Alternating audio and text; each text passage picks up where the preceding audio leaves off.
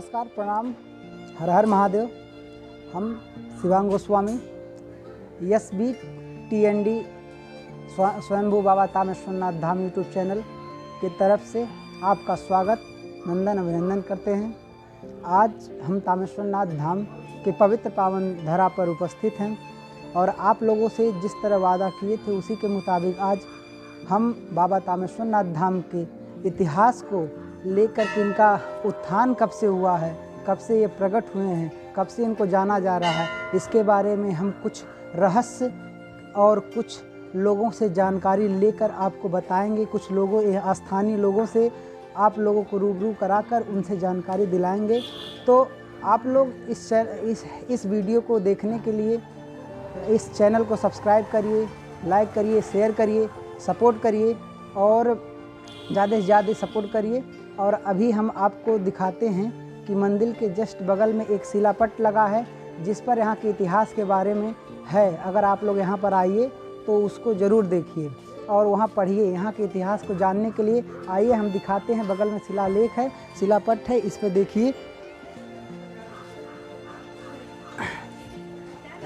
यहाँ शिलापट है जो यहाँ के स्थानीय बाबा दीन बाबा के तरफ से उनके लिखा गया था और उसी को शिलापट के माध्यम से यहाँ पर रखा गया है। आप लोग जब भी तामेश्वरनाथ में आइए तो तामेश्वरनाथ के इतिहास को जानने के लिए इस शिलापट को पढ़िए और जानकारी लीजिए और यहाँ के बारे में जानिए। तो इस पर लिखा है, शिव जी प्रकट हुए जब तामा नगरिया में खबरिया खलील को हुआ।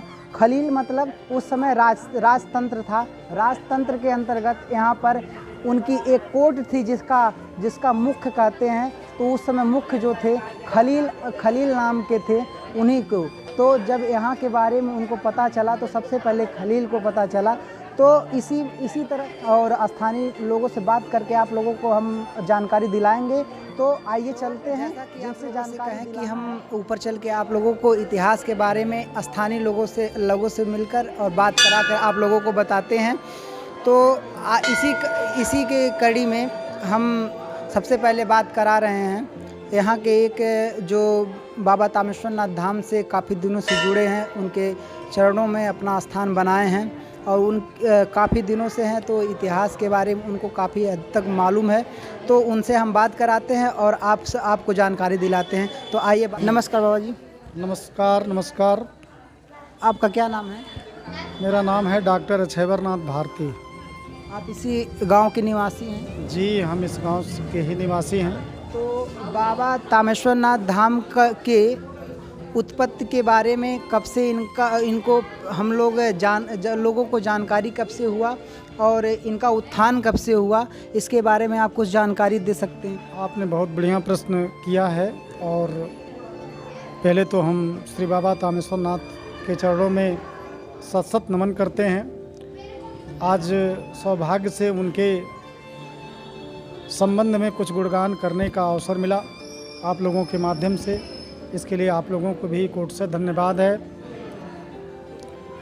आज से लगभग 200-250 साल पहले ये मान लीजिए कि जब औरंगजेब का शासन था उस समय भी ये मंदिर विद्यमान था। आजकल नेट पर यदि आप सर्च करें तो ये कहानी पूरी तरह से आपको मालूम होगी वहाँ पर। और उसमें औरंगजेब ने इस पुरातन मंदिर को तुड़वाया था। उसके पहले की कहानी हम आपको बताते हैं इस स्थान की उत्पत्ति की। यदि हम वैदिक काल में चलें और हम यदि यजुर्वेद का अध्ययन करें, जिससे कि हम रुद्राष्टाध्यायी का पाठ करते हैं और रुद्राभिषेक करते समय हम उसका पाठ करते हैं, उसके 5वें अध्याय का 39वां मंत्र जो है वो इसी स्थान के लिए आया है। वह मंत्र है, नमः वात्याय च रेशमाय च, नमः वास्तवाय च वास्तवाय च, नमः सोमाय च रुद्राय च, नमस्ताम्राय चारुणाय च, नमः संगवे। ये ताम्राय शब्द आ रहा है सन 1959 में। यहाँ पर एक महारुद्र यज्ञ हुआ था जिसमें देवरावा बाबा आए हुए थे और एक बाबा करपात्री जी महाराज यहाँ पर आए हुए थे। करपात्री जी महाराज के साथ एक साध्वी वेदांगी आई थी। वो हम लोगों के पिताजी बाबा जी इस बात को बताए कि उनका प्रवचन चल रहा था और उस प्रवचन में उन्होंने ये उद्धरण किया कि ये रुद्राष्टाध्यायी के 5वें अध्याय का 39वां मंत्र केवल इसी मूर्ति के लिए है। और यदि आप देखें तो ताम्रबड़ की यह मूर्ति है, तांबे के कलर की ये मूर्ति है, सूर्य के प्रकाश के समान ये मूर्ति है एकदम। आप देखें इस रंग की मूर्ति आपको पूरे भारत में कहीं देखने को नहीं मिलेगी। तो एक वैदिक काल का ये साक्ष्य मिलता है कि ये मूर्ति वैदिक कालीन है। उसके बाद जो किंवदंतियाँ हैं उसके हिसाब से जब पांडवों का अज्ञातवास हुआ, यह घना जंगल था, उस अज्ञातवास में कुंती ने पुनः राज्य प्राप्त करने के कामना से इस मूर्ति की स्थापना किया। ये किंवदंतियों के आधार पर जो हम लोगों के पूर्वज एक दूसरे से सुने उस तरह से कहते थे। एक बार हमारे बाबा जी मंदिर पर बैठे थे, पूजा करा रहे थे। उस समय काशी से बीएचयू के वाइस चांसलर और उनके साथ एक टीम आई। उनके पास एक ताम्र बीज पत्र था जिस पर पूरा नक्शा बना हुआ था। उसमें उन्होंने पूछा कुदवा कहाँ है, कुदवा की दूरी यहाँ से 6 किलोमीटर है। फिर उन्होंने महाथान पूछा, महाथान की दूरी यहाँ से 7 किलोमीटर है। और उन्होंने बताया कि महात्मा बुद्ध का मुंडन संस्कार इसी स्थान पर हुआ था। आप इससे भी इसकी पौराणिकता को समझ सकते हैं। फिर कालांतर में जब औरंगजेब का शासन था तो उस समय खलील नाम का एक व्यक्ति था जो मगहर में चौकी थी। उस चौकी पर वो मुंशी था। वो दूत का काम, मैसेंजर का काम किया करता था। उसने ये मैसेज दिया कि यहाँ पर मंदिर है और उस मंदिर को औरंगजेब ने तोड़वा दिया। फिर वो चट्टान की तरह ऊंचा स्थान, ऊंचा टीला बना रहा। कालांतर में यहाँ पर कुछ लोगों ने देखा कि ये बड़ा ऊंचा चबूतरा टाइप का है और इसको खोदने का प्रयास किए। कुछ ही खोदे तब तक हाड़ा, बिच्छू, सांप सब निकलने लगे। सब भाग करके किनारे हो गए। और यहाँ से 1-1.5 किलोमीटर की दूरी पर कटका एक गांव है जहाँ पर उस समय बांसी के राजा का ये पूरा का पूरा सल्तनत था, यहाँ से लेके सरजू तक। तो सब लोग बांसी के राजा के पास गए। उनके जो मुंशी मैनेजर थे, बांसी के राजा अपने पंडित विद्वानों, शास्त्री, ज्योतिषाचार्यों के साथ आए और उन्होंने जब ये देखा, कहा अरे भाई ये तो मंदिर स्वयंभू मूर्ति है, स्वयं निकली, कोई स्थापित नहीं किया है। आप यहाँ पर इस मंदिर की स्थापना कर दीजिए, जीर्णोद्धार कर दीजिए। तो आप उसको जीर्णोद्धार भी कह सकते हैं, पुनर्स्थापना भी कह सकते हैं। फिर बांसी के राजा ने इसका पुनरुद्धार किया। फिर उसके बाद उनके पंडितों ने कहा कि भाई जब आप शिव मंदिर का पुनर्स्थापना कर रहे हैं तो इसकी पूजा पाठ के लिए किसी न किसी पुजारी की आवश्यकता है। उस समय हम लोगों के पूर्वज बाबा श्री टेकधर जी महाराज यहाँ पर एक यावर सन्यासी की तरह घूमते थे। बड़े मस्त मौला दिमाग के थे, वो बहुत ही बहुचर्चित थे। उनको लोगों ने बुलाया, राजा ने उनसे बात किया, वो पूजा करने के लिए सहमत हो गए। फिर राजा ने कहा आप हमसे कुछ दक्षिणा मांगिए।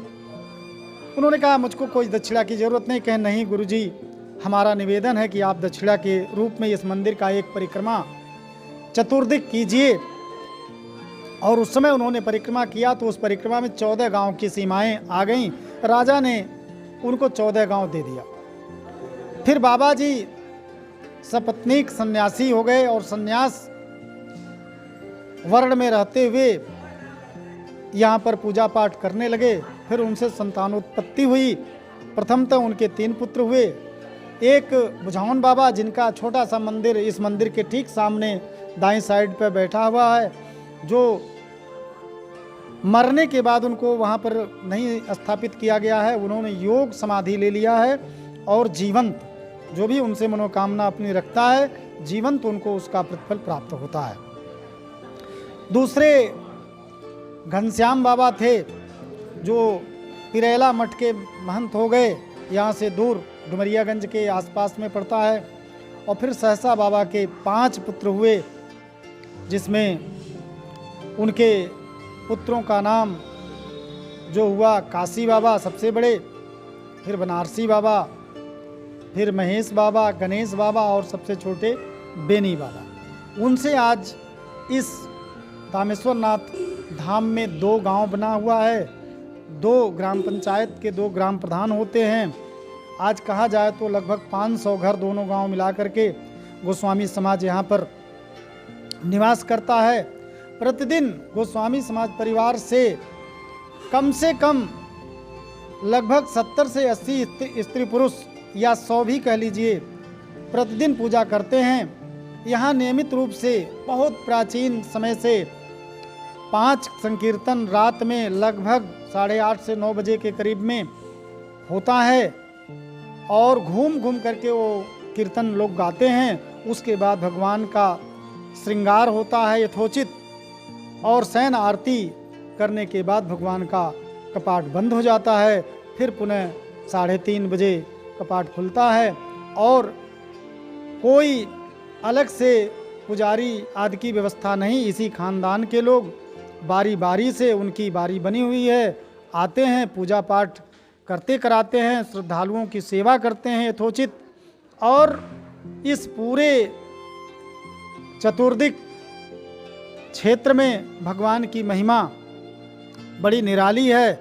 लोग बड़े श्रद्धा से, प्यार से, प्रेम से, लगाव से यहाँ पर सोमवार को भारी संख्या में एक साथ आते हैं, भगवान का जलाभिषेक करते हैं।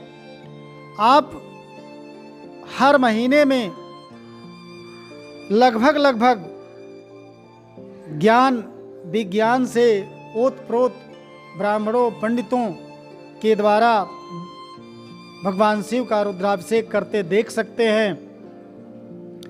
मन्नत का आलम यदि आपको देखना हो, शिवरात्रि में, फागुन की शिवरात्रि में आप आएं तो कोसों दूर से लोग लेटते हुए यहाँ भगवान के दरबार में अपनी अर्जी लगाने के लिए, अपनी मनोकामना पूरा होने के उपलक्ष्य में भगवान के प्रति श्रद्धानत होने के लिए उपस्थित होते हैं। कांवर का भी प्रचलन अब दिन प्रतिदिन बढ़ता चला जा रहा है।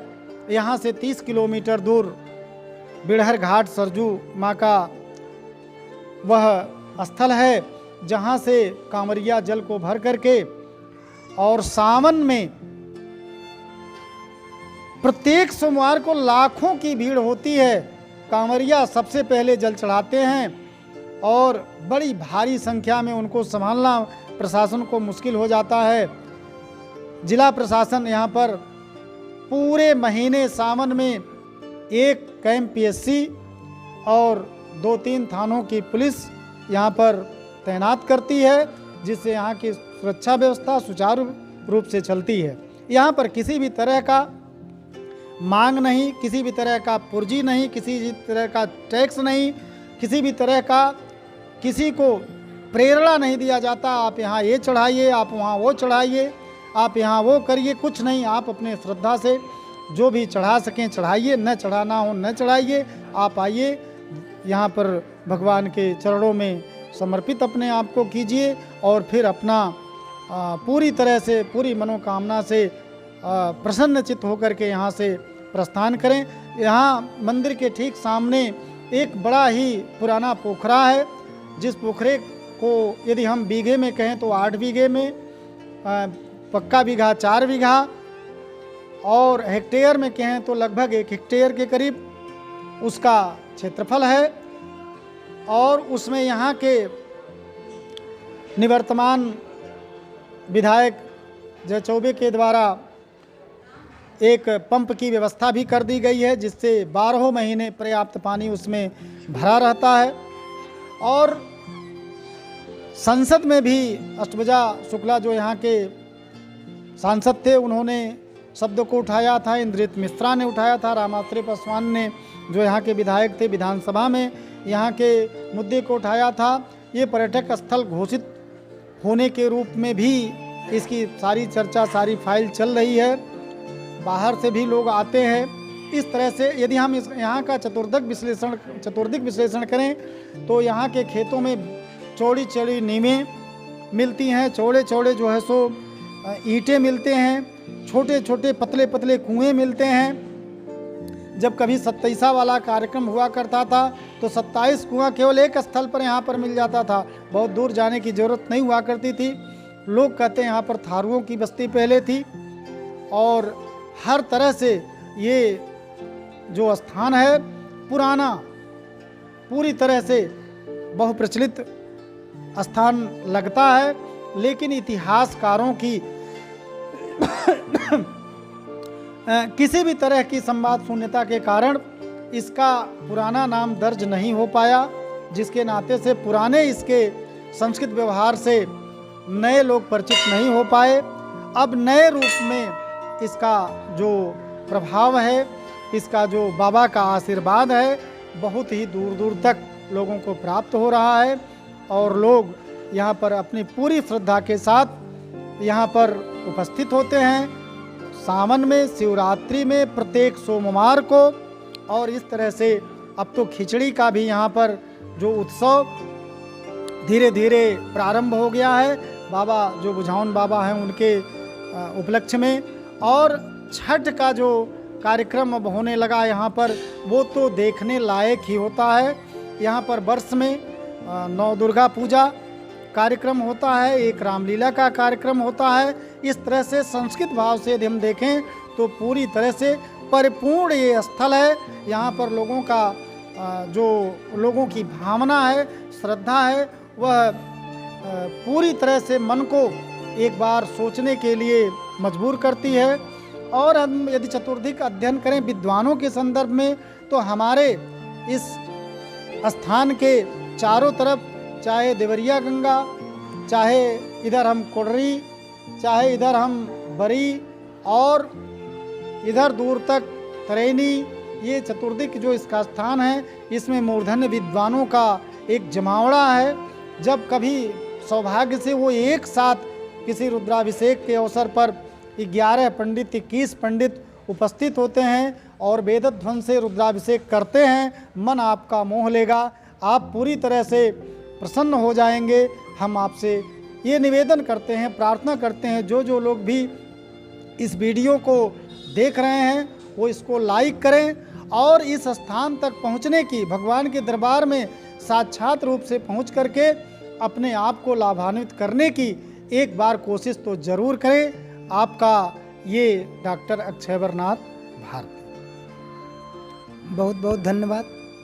बाबा तामेश्वर नाथ के इस ऐतिहासिक वर्णन को सुनकर मंत्रमुग्ध हो जाना पड़ा और पूरा शरीर और हम एक तरह से प्रफुल्लित हो गए और न बोल पाने के स्थिति में जैसे लग रहा है। ऐसे यहाँ का भाव ऐसा है, प्रेम ऐसा है, व्यवहार ऐसा है, यहाँ के स्थान की जो कहते हैं कि जो भाव है उनका, जो प्रेरणा है, ऐसा है कि अगर जो भी कोई कुछ काम करना चाहता है उनको इतना बल मिलता है यहाँ से।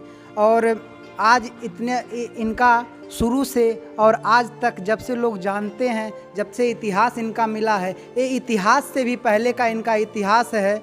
और इनको जानने वाला कौन पैदा हुआ है? जो जानेगा वह वही जानेंगे और सबको वो जानते हैं, वो अपने आप को भी वही जानते हैं। तो ये बाबा स्वयंभू बाबा तामेश्वर नाथ धाम जो स्थान है, यहाँ पर आप लोग आइए, एक बार दर्शन कीजिए, अपनी इच्छाओं को, भावनाओं को, अपने जो मांग को, अपने जो आपका मनोकामना है उसको रखिए। और जब आप देखेंगे कि आपको ज़्यादा समय इंतज़ार नहीं करना पड़ेगा, उसका प्रतिफल, परिणाम आपके सामने अपने आप देख जाएंगे। तो इसी के साथ हम बाबा जी को बहुत बहुत धन्यवाद देते हैं कि ऐसा इतिहास बताएं कि उसमें लोगों को है शुरू से और अंतिम तक सब कुछ मालूम चल गया है। और यहाँ पर जैसे बताएं कि राजतंत्र व्यवस्था के अंतर्गत फिर स्थानीय जो स्वतंत्रता के बाद जैसे जो शासन हुआ उसके अंतर्गत कैसी व्यवस्था की गई, कैसे व्यवस्था यहाँ की चल रही है, और समस्त गुरुओं की तरफ से जो भी यहाँ के बारे में बताया गया है। बहुत बड़े बड़े विद्वान यहाँ पर आए हैं, उनको एक मलमास मास चलता है जिसके अधिक मास जिसे कहते हैं, उस मास के अंतर्गत यहाँ पर बड़े बड़े सन्यासी दूर दूर से विद्वान यहाँ पर आते हैं और 1 महीने यहाँ पर भगवान के चरणों में अपने तरफ से जो उनका होता है अनुनय विनय भगवान के सामने करते हैं और यहीं पर स्थान लेकर यहाँ पर 1 महीना रहते हैं और कल्पवास की तरह यहाँ पर रहते हैं। और उन्हीं के तरफ से ज़्यादा उन्हीं लोगों के तरफ से ज़्यादा जानकारी यहाँ के पूर्व इतिहास के बारे में बताया गया। जैसे उन्हीं लोगों के हिसाब से ही बताया गया कि यहाँ पर भगवान बुद्ध का मुंडन संस्कार इसी मंदिर के उत्तर साइड में नवदान के पास उनका मुंडन संस्कार हुआ था। और जो भी इतिहास है, इतिहास में बताया गया कि द्वापर युगीन पांडव जब अज्ञातवास में थे तो उसी समय वो यहाँ पर कुंती माता जो थी, कुंती माता के द्वारा भी इस शिवलिंग का पूजा अर्चन किया गया है। तो यहीं से लगभग 30-35 किलोमीटर दूर स्थित है गोरखपुर, जहाँ बाबा गोरखनाथ का धाम है और वहाँ पर भीम भी जाके पूजा अर्चन कर चुके हैं। तो यहाँ से काफ़ी पुराना इतिहास है। तो हम एक बार फिर कह रहे हैं कि यहाँ का इतिहास से भी पूर्व का इतिहास है। तो काफ़ी जानकारी आप लोगों को मिला और बाबा के द्वारा भी बहुत जानकारी आपको मिला। तो इनको हम कोटि नमन और बहुत बहुत धन्यवाद देते हैं कि इन्होंने इतना यहाँ के बारे में आप लोगों को बताया, जानकारी दिया। तो जैसे जैसे इन्होंने कहा वैसे वैसे आप करिए और फल प्राप्त कीजिए। और इसी के साथ हम आप लोगों से कहते हैं कि चैनल को सब्सक्राइब करिए, लाइक करिए, ज़्यादा से ज़्यादा शेयर करिए और जो भी कुछ त्रुटि हो हल्का फुल्का उसको आप कमेंट के द्वारा बताइए और जो आप लोगों का डिमांड है उसको बताइए। हम उसी के अनुसार आप लोगों के सामने यहाँ के बारे में प्रस्तुत करेंगे। तो इसी के साथ नमस्कार, प्रणाम, हर हर महादेव, जय श्री महाकाल।